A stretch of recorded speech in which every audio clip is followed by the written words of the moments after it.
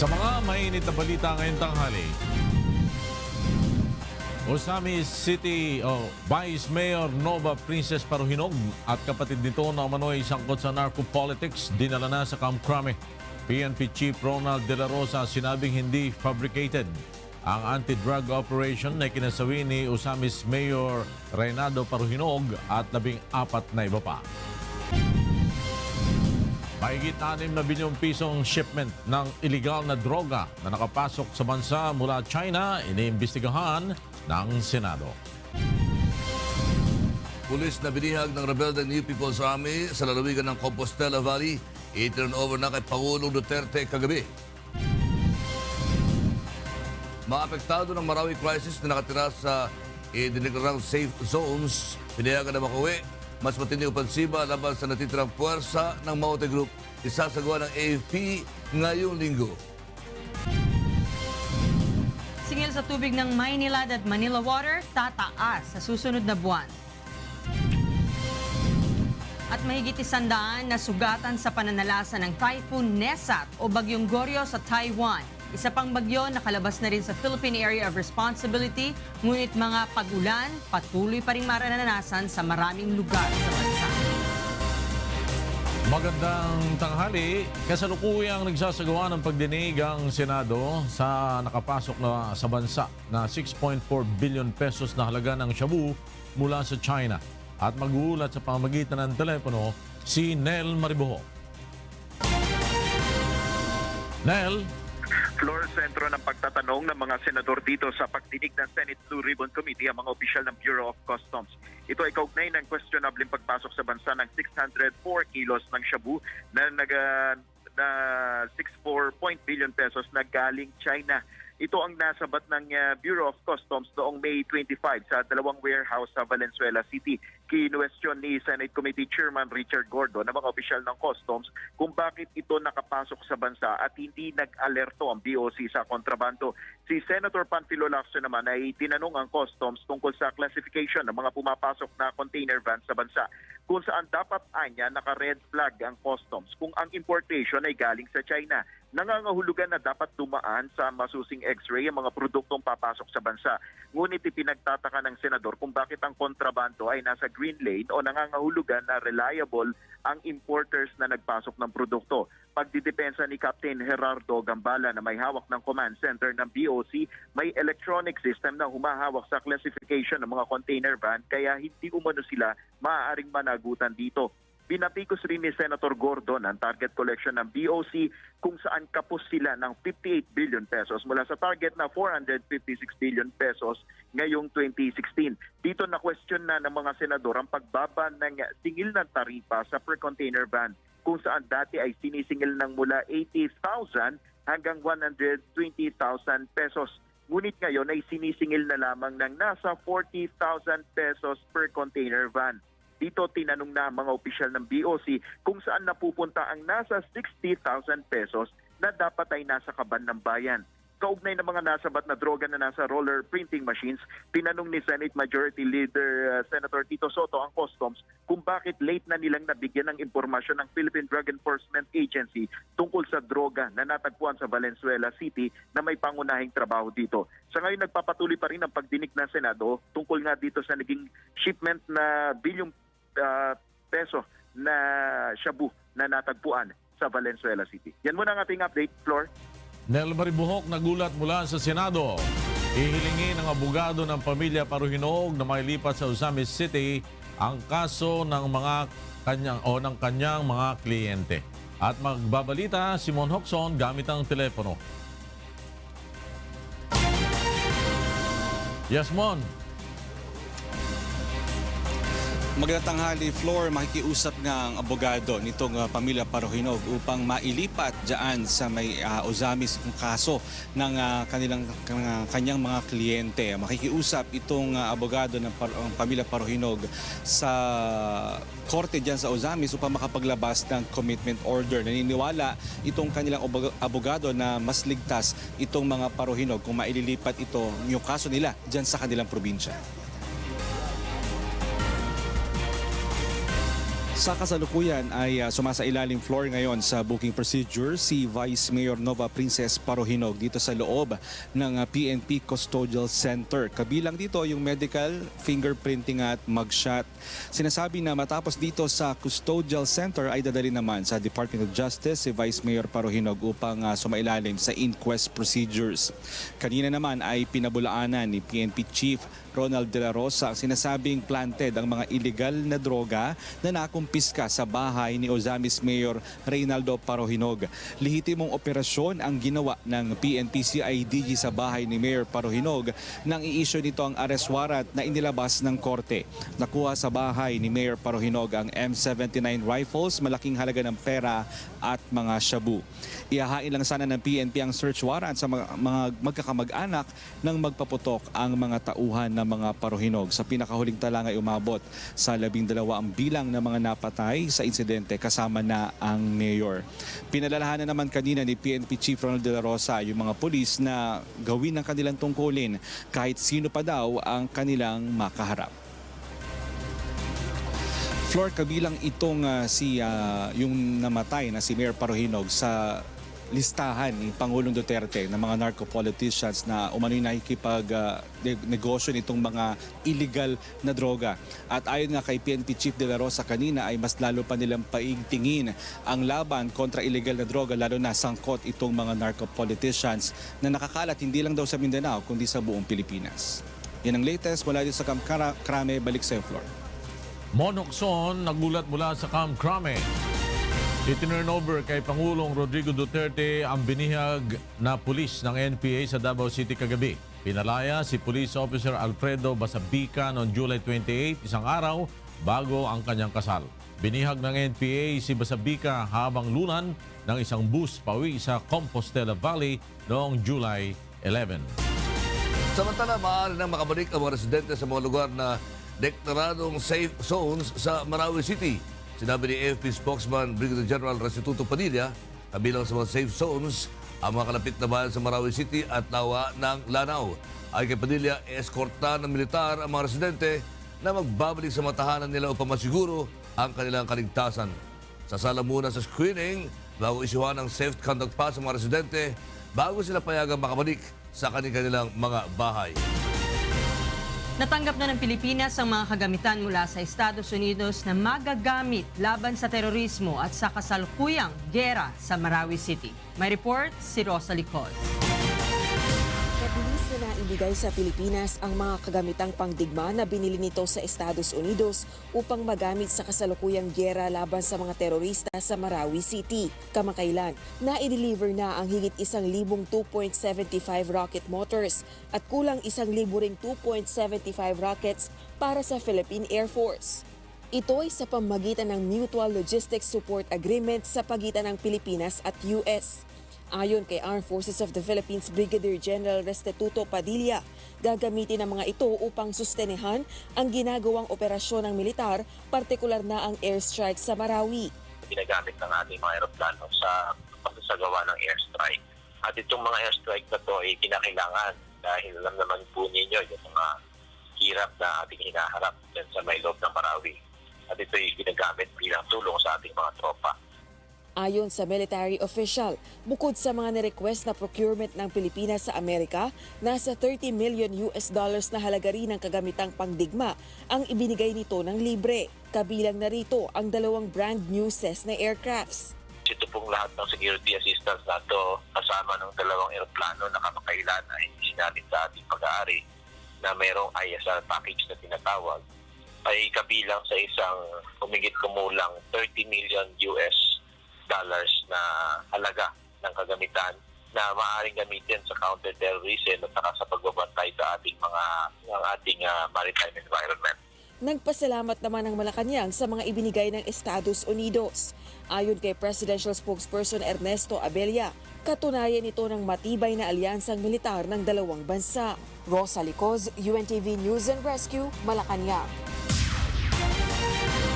Nagkasundo ang mga bansa sa ASEAN, Australia at New Zealand na paigtingin ang kanilang kooperasyon sa counter-terrorism sa pulong na idinao sa Indonesia noong Sabado. Narito ang report ni Victor Cosare. Nagtipon-tipon nitong Sabado sa Manado, Indonesia ang mga kinatawan ng mga bansang Malaysia, Brunei, Pilipinas, Indonesia, Australia at New Zealand upang pag-usapan ang isyong pangseguridad. Partikular na tinalakay kung paano tutugunan ang lumalaking banta ng Islamic State sa rehiyon. Ito ay kasunod ng krisis sa Marawi na kagagawa ng ISIS-inspired Maute Group. We have agreed on a series of specific measures to enhance cooperation, to expand information sharing, to enable us to learn from one another in fields as various as CBE programs, law reform, the management of terrorist prisoners, and other fields as well. Maka perlu kiranya kita memperluas kerjasama penanggulangan terorisme dengan negara-negara lain di kawasan Pelautan Sulu untuk menghadapi apa yang kita sebut dengan kembalinya ISIS untuk membangun basis di Asia Tenggara. Dahil sa insidente sa Marawi at sa unti-unting paghina ng puwersa ng ISIS sa Iraq at Syria, lumakas ang paniniwala na plano ng ISIS na magtayo ng stronghold sa Southeast Asia. Nasa 20 Islamist fighters mula sa Indonesia ang pinaniniwalaan ng counter-terrorism authorities na kasamang nakikipaglaban sa Marawi City. Samantala, bukod sa palitan ng impormasyon, naging bahagi sa talakayan ang pagtutulungan pagdating sa border control at paglaban sa ginagawang recruitment ng ISIS sa pamamagitan ng social media. Victor Cosare, UNTV News and Rescue, Philippines. Inaasang matutuon ang ASEAN Regional Forum ngayong linggo dito sa Pilipinas sa ginagawang missile test ng North Korea. May report si Rajela Dora. Nitong Sabado inanunsyo ng North Korea na matagumpay ang ikalawang test launch nito ng Intercontinental Ballistic Missile nitong Biyernes ng gabi. Lumipad hanggang sa taas na mahigit sa 3,700 kilometers ang missile na tumama sa karagatang sakop ng Exclusive Economic Zone ng Japan. Ayon sa state-run television na KRT, sinabi ni North Korean leader Kim Jong-un na ang missile test launch ay isang babala sa Amerika at patunay na pasok sa kanilang firing range ang naturang bansa. 우리 당과 국가 군대의 최고領導자 김정은 동지의 직접적인 지도 밑에 저체 106 2017년 7월 28일 밤 대륙간 탄도로켓 화성 14형 2차 시험 발사가 성공적으로 진행됐습니다. Agad naman nagpatawag ng pulong si South Korean Foreign Minister Kang Kyung-wha dahil sa nakakabahalang hakbang ng komunistang bansa. Ayon kay Kang, iaapila ng South Korea sa magaganap na ASEAN Regional Forum ang paglulunsad ng mga hakbang laban sa North Korea. 내주자가 참석 예정인 ARF 등 아세안 관련 외교장관 회의 계기에도 북한 도발 억제 방안에 대해 협의하고 강력한 대북 경고 메시지가 발신될 수 있도록 할 것입니다. Gaganapin ang ASEAN Foreign Ministers Meeting mula August 2 to 8 dito sa Pilipinas. Inaasa magkakaharap din sa ASEAN meeting ang foreign ministers ng North at South Korea. Rajela Dora, UNTV News and Rescue, Philippines. Tinulungan ng UNTV News and Rescue Team ang pahinanti ng truck na nasugatan sa aksidente sa EDSA Muñoz kanina madaling araw. May report si Renante Ponte. Nagkabanggaan ng isang truck at pampaserong bus sa southbound lane ng EDSA Muñoz sa Quezon City, 1:48 kaninang madaling araw. Sugatan sa insidente ang pahinante ng truck na si Marca Lopas, 32 anyos. Nagdamo ito ng mga gasgas sa ulo dahil sa pagkakauntog sa windshield ng truck at ininadaing din ang pananakit ng kanyang kanang binti. Agad na nilapatan ng pangunang lunas ng UNTV News and Rescue Team ang mga pinsala nito. At pagkatapos na mabigyan ng first aid treatment, ay tumanggi na itong magpahatid sa ospital. Samantala, sugatan din ang driver ng truck at naipit ang binti nito sa manibela ng sasakyan. Ginamitan pa ng Quezon City rescuers ng extrication tool para makuha ito sa loob ng truck. Sa inisyal na ulat ng Quezon City Traffic Sector 1, galing sa U-turn slot ang pampasaherong bus nang mabangga ito ang padiretsyong truck. Sa initial na sketch ko, parang tumama yung elk dun sa right rear side ng bus. Mahigit kalahati ng bus niya nakapasok na. Hindi siguro kung hindi na kayanan ng preno ng ELF dahil mabigat yung karga niya. Iniimbestigahan na ng mga otoridad kung sino ang dapat managot sa pangyayari. Reynante Ponte, UNTV News and Rescue, Quezon City. Tinulungan ng UNTV News and Rescue, Balagtas Rescue Unit at Bulacan PDRRMC ang driver at pahinante ng truck na naaksidente sa Bulacan kahapon. Narito ang report ni Nestor Torres. Naipit sa driver's seat ng kanyang minamanehong truck ang 48 anyos na si Miguelito Dandan matapos itong bumangga sa sinusundang gasoline tanker sa MacArthur Highway, Barangay Burol First, Balagtas, Bulacan, alas 2 ng madaling araw kahapon. Nagtamo naman ng mga sugat sa muka ang pahinante nitong si Ferdinand Natividad.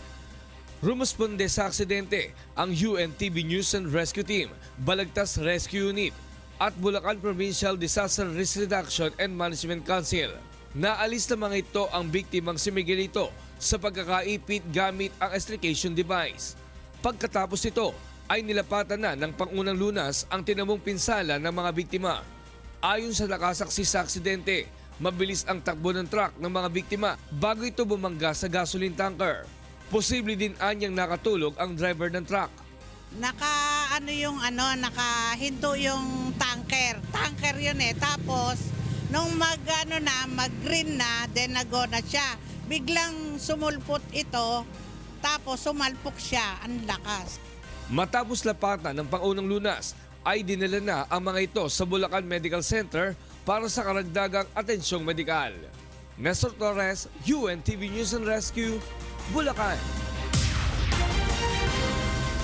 Iniatas ni Pangulong Rodrigo Duterte ang suspensyon ng wage hike sa mga empleyado at opisyal ng government-owned and controlled corporations o GOCCs. Nilagdaan ng punong ehekutibo ang Executive Order number 36 na nagsususpinde sa compensation at classification system para sa interim compensation adjustments. Sa State of the Nation address ni Pangulong Duterte, sinabi nitong hindi siya magpapatupad ng increase sa allowance, bonus at salary ng mga empleyado ng GOCC. Ayon sa Pangulo, ito ay bunsod na rin ng mga kinakaharap na malalaking suliranin ng bansa, partikular na ang Marawi crisis. Lumabas sa isang pag-aaral na mas malaki ang babayarang buwis ng mga mahihirap kung maisa sa batas ang bagong tax reform bill ng pamahalaan. Narito ang report ni Ray Pelayo. Mas magpapabigat umano sa mga mahihirap ang bagong reforma sa pagbubuwis na inaasahan ng pamahalaan na maipapasa sa Kongreso ngayong taon. Ayon sa research group na IBON, itinatago lamang ng Department of Finance ang tunay na epekto ng tax reform package kung saan mas makikinabang ang mga mayayaman. Sa komputasyon ito, ang 60% ng mga mahihirap na Pilipino ay magbabayad ng mas malaking buwis kumpara sa 40% ng mga kumikita ng malaki. Sa 2018, tinatayang nasa 32.9 billion pesos ang babayaran na dagdag na buwis ng mahihirap o 1.6% ng kabuuang kita ng kanilang pamilya. Kumpara sa 14.7 billion additional taxes na babayaran ng mga may matataas na sweldo o 0.4% ng kanilang total family income. Sa ngayon sa aming bansa nga, hindi bababa sa 600 hanggang siguro halos 3,000 piso ang mababawas sa bulsa ng pinakamahirap ng mga Pilipino. Kaunti lang din nila ang madadagdag na buwis sa high-income group. 154.8 billion pesos ang makokolekta ng pamahalaan sa kanila dahil sa dagdag na mga buwis sa VAT, petroleum at mga sasakyan. Ngunit 140.1 billion pesos naman ang mababawas sa kanilang personal income, estate at donor taxes. Kumpara sa mga mahihirap na magbabayad ng dagdag na 32.9 billion pesos para sa VAT at petroleum taxes, subalit hindi naman mababawasan ng personal income tax dahil exempted o dati nang hindi pinagbabayad. Sigurado kami, mas lalala pa yung gatong klaseng pabigat dun sa nakararami sa nadarating na taon. Ayon sa grupo, mas malaki sana ang makukuhang buwis ng pamahalaan kung istrikto lamang ito sa pangongolekta. Aabot sa 2 hanggang 3 bilyong piso yung maaaring kita ng BUF sa mas masilop na pagkolekta sa mga mayaman, malalaking kumpanya at mayamang pamilya. Ray Pelayo, UNTV News and Rescue, Quezon City. At sa isa pang hindi kagandahang balita, tataas ang babayarang bill sa tubig ng lahat ng customer na Manilad at Manila Water ngayong Agosto. Narito ang report ni Mon Ocson. Naaprubahan na ng Metropolitan Water Works and Sewerage System o MWSS ang hiling na dagdag singil sa tubig ng Maynilad at Manila Water. Ang water rate hike ay batay sa Foreign Currency Differential Adjustment o FCDA. Ito ay isang mekanismo kung saan binabawi o ibinabalik ng mga konsesyonaryo ang nalulugi o kinikita nila bunga ng paggalaw ng piso laban sa dolyar, yen at euro. Ang Foreign Currency Differential Adjustment, ito ay bahagi ng tinatawag na contractual obligations ng gobyerno through MWSS na minana natin ang lahat ng mga loans ng MWSS na tayo ang nagbabayad at yung mga loans naman din na kinuha ng Manila Water para sa mga improvement projects natin. So, apektado ito nung palitan nga ng piso kontra mga foreign currencies. Dahil humina ang piso ngayong taon laban sa ibang foreign currency, tataas ang singil sa tubig. 27 centavo increase ang naaprubahan ng MWSS sa Maynilad, habang 28 centavos na dagdag singil naman sa Manila Water. Itong adjustment base sa foreign currency differential, this is independent dito sa doon sa water supply. So walang kaugnayan itong pag-ulan o yung medyo mababang level ng tubig. Sakop ng Maynilad ang mga lugar na nasa West Zone ng Metro Manila. Gayon din ang ilang lugar sa Cavite, gaya ng Bacoor, Imus, Kawit, Noveleta at Rosario. Habang sakop naman ng Manila Water ang nasa E-Zone. Gayon din ang ilang lugar sa Rizal, gaya ng San Mateo, Rodriguez, Antipolo, Cainta, Taytay, Angono, Binangonan, Baras at Halahala. Ang dagdag singil sa tubig ay epektibo simula August 13 ngayong taon. Mon Ocson, UNTV News and Rescue, Quezon City. Magsasagawa ng investigasyon sa Huwebes ang Senado hinggil sa sistema ng operasyon ng Uber, Grab at U-Hop o mga transport network company. May report si Joan Nano. Ipapatawag sa Huwebes ng Senate Committee on Public Services ang mga opisyal ng LTFRB, kasama ang mga kinatawan ng Uber, Grab at U-Hop, kaugnay sa gagawing investigasyon hinggil sa sistema ng operasyon ng mga transport network company. Kasama rin sa mga imbitado sa pagdinig ang Commuter Safety Group, ilang mga transport expert at grupo ng mga TNVS drivers. Inaasahang tatalakayin sa naturang pagdinig ang isyong kinakaharap ng libu-libong mga TNVS driver na bumabiyahe ng walang prangkisa. Sa pananaw ng National Center for Commuter Safety and Protection Group, nararapat lamang na masaklaw ng batas sa mga TNC para na rin sa kapakanan ng kanilang mga pasahero. Because it is a public utility, kasi nagbabayad tayo eh. Therefore, we are after consumer protection. Di ba? Okay po. So pag walang franchise, they're operating outside the law. Hindi ko alam kung pag may nangyari, ang insurance ay babayaran yon. Sang-ayon din ng grupo sa hakbang ng LTFRB na may ayos at malagyan ng maayos na regulasyon at mga patakaran ang operasyon ng mga TNC upang maging patas sa iba pang mga pampublikong sasakyan. I think we still live in a country run by law. No? So hindi sila pwede basta lang mag-operate. Kaya tama naman na dapat rerendahan yan at gagawan, you have to rationalize yung existence nila.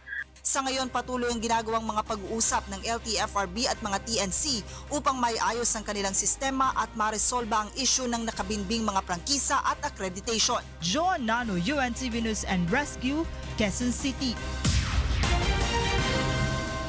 Nakalabas na ng Philippine Area of Responsibility ang bagyong Juaning.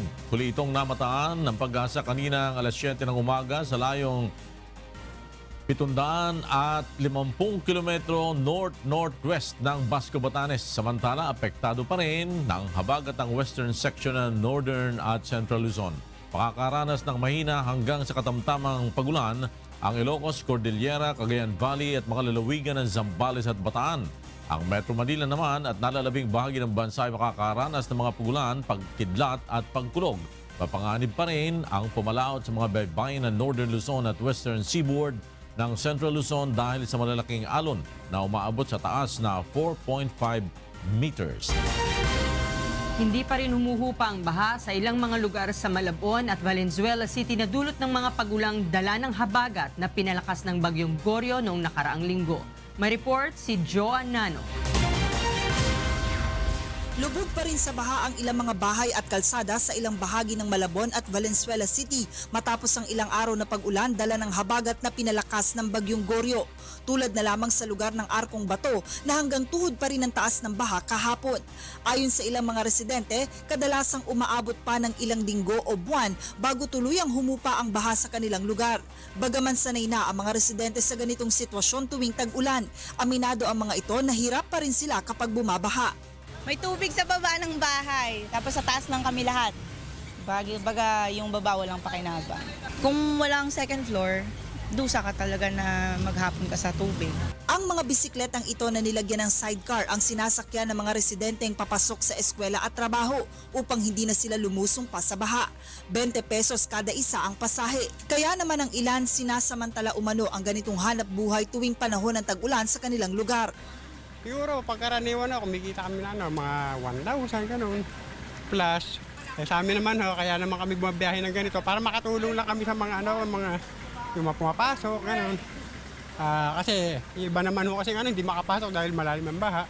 At dahil inaasahan na rin umano ng mga residente ang susunod pang mga pag-ulan, nag-iimbak na ang mga ito ng dagdag na pagkain at nag-iipon na rin ng mas maraming inuming tubig. Joan Nano, UNTV News and Rescue, Valenzuela City. Patuloy isinasagawang clearing operations ng DPWH sa naganap na landslide sa sitio Akupan, Itogon, Benguet. Mula sa Baguio City may report si Grace Doctolero live. Yes, Grace.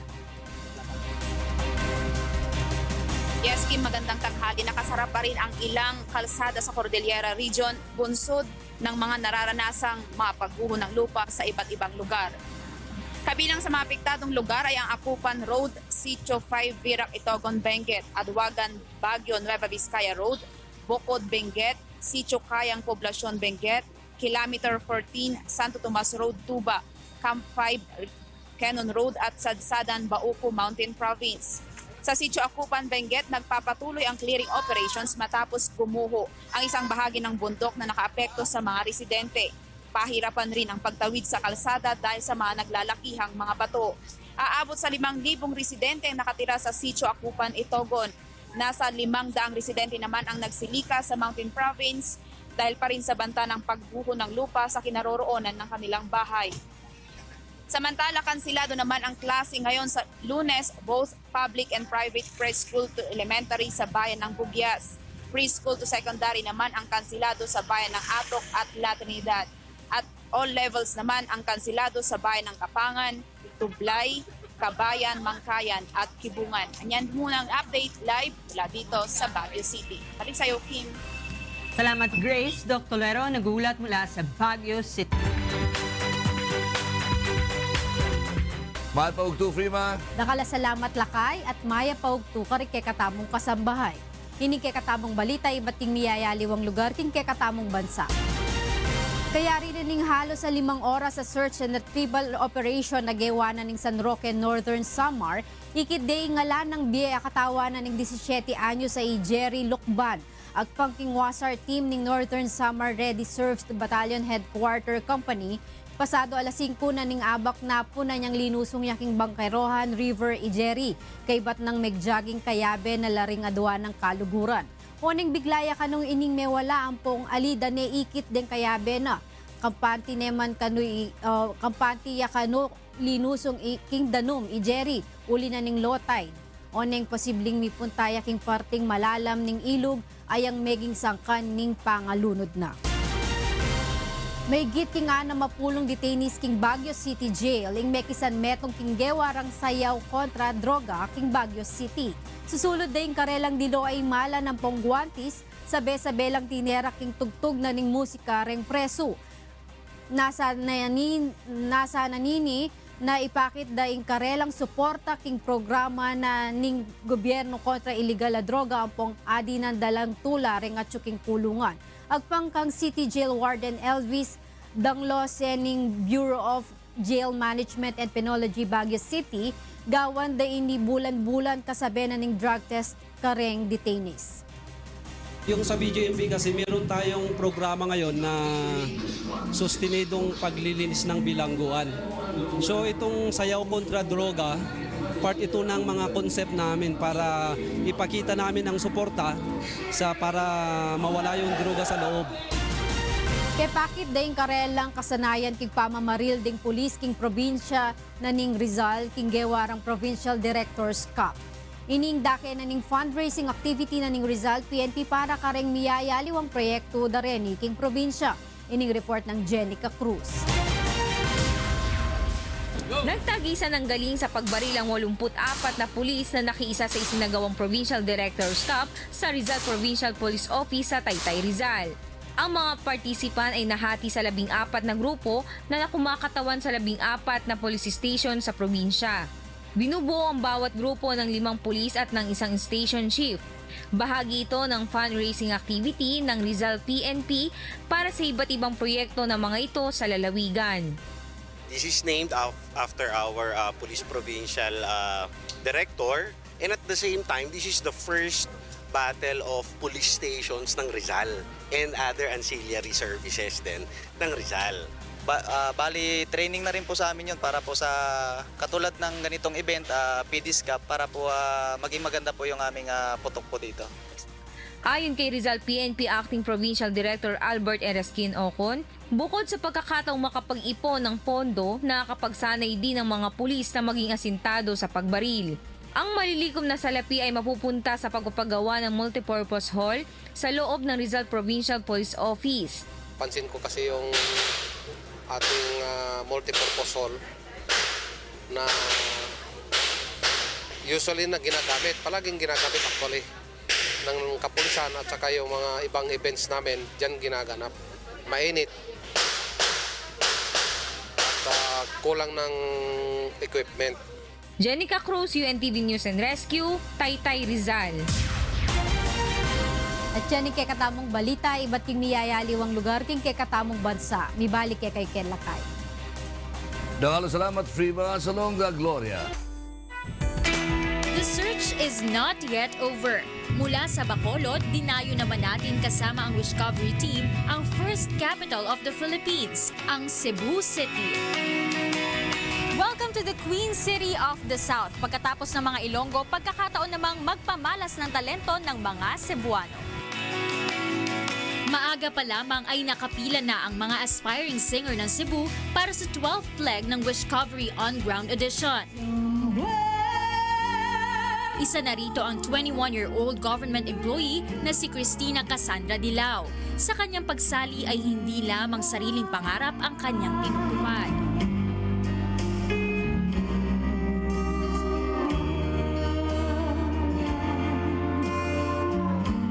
Sumali ako sa Discovery because gusto kong ipagpatuloy yung wish, yung pangarap ng late father ko at saka yun ng mama ko na maging isang sikat na singer. Kasi po, yung para sa akin, the best feeling po sa yung mapasaya ko yung parents.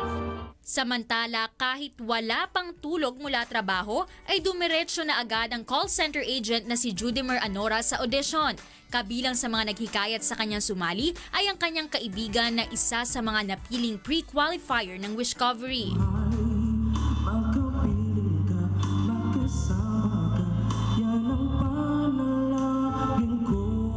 I want to try my luck. I've been joining contests for I think around 4 years, and maybe this is the time. So that's why. I never won, but it didn't stop me to keep fighting and following my dreams.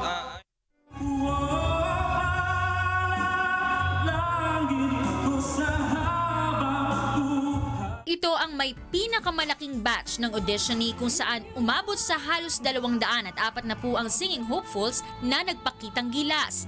Ngayong araw naman magtutungo ang Discovery Team sa SM Manila para sa mga Manilenyo na gustong humabol at subukan ang kanilang kapalaran na maging bagong online singing sensation.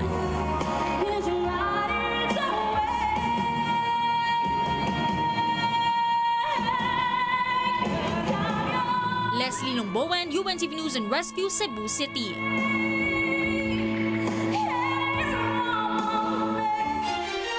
At yan ang mga balita ang aming tinutukan at inaksyonan. Dahil sa aming pagbabalita, una ang pagkalinga sa kapwa. UNTVC News, may balita sa mampanig ng daigdig. Magandang tanghali. God bless.